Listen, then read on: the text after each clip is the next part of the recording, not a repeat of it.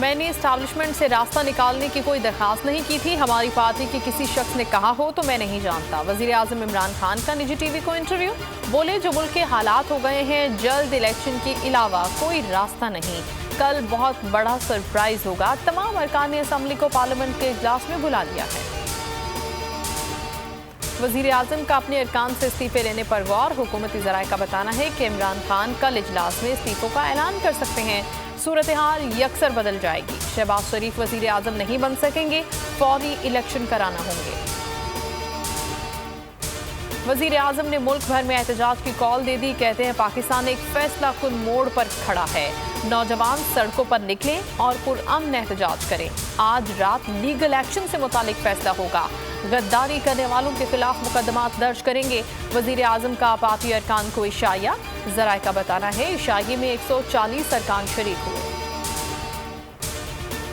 شہباز شریف نے بھی عمران خان کو دھمکی لگا دی. کہتے ہیں آپ نے چینی صدر کا دورہ رکوایا. آپ پر غداری کا کیس بنتا ہے. شکست کے بعد اپنی دھمکیوں کا جواب دینا ہوگا.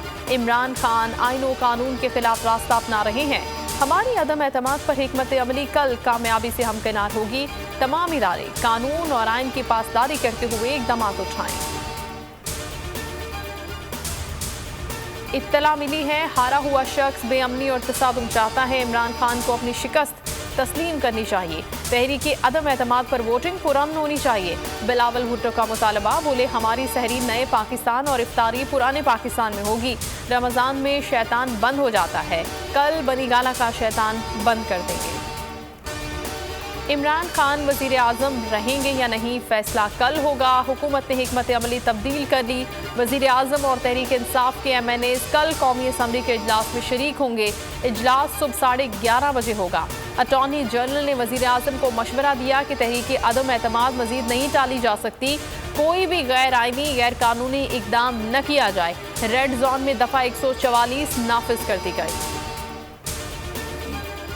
کون بنے گا وزیر اعلیٰ پنجاب؟ حمزہ شہباز یا چودھری پرویز الہی؟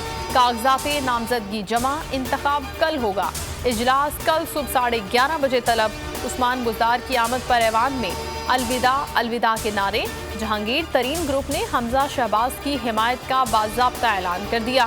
حمزہ شہباز کا وفاق اور پنجاب میں عددی اکثریت حاصل کرنے کا دعویٰ.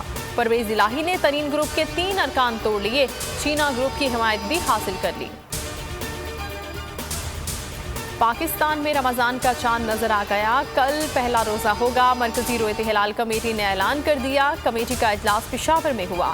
تمام صوبوں سے شہادتیں موصول ہونے کے بعد اعلان کیا گیا. اجلاس میں محکمہ موسمیات، سائنس و ٹیکنالوجی، اسپارکو اور وزارت مذہبی امور کے نمائندے شریک ہوئے. مولانا عبدالقبیر آزاد نے کہا کہ پہلی مرتبہ پوری قوم ایک ہی دن روزہ رکھے گی.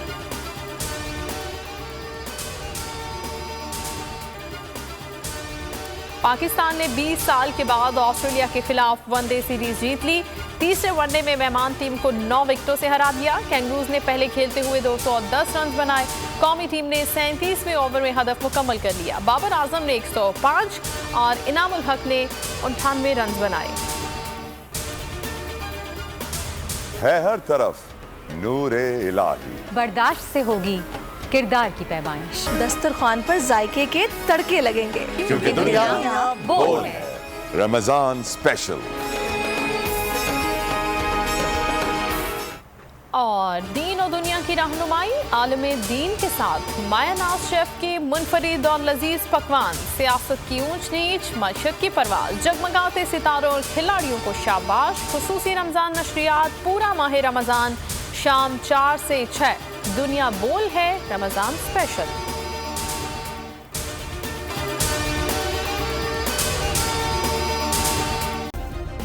سبسکرائب کریں اور بیل دبائیں تاکہ کوئی خبر رہ نہ جائے.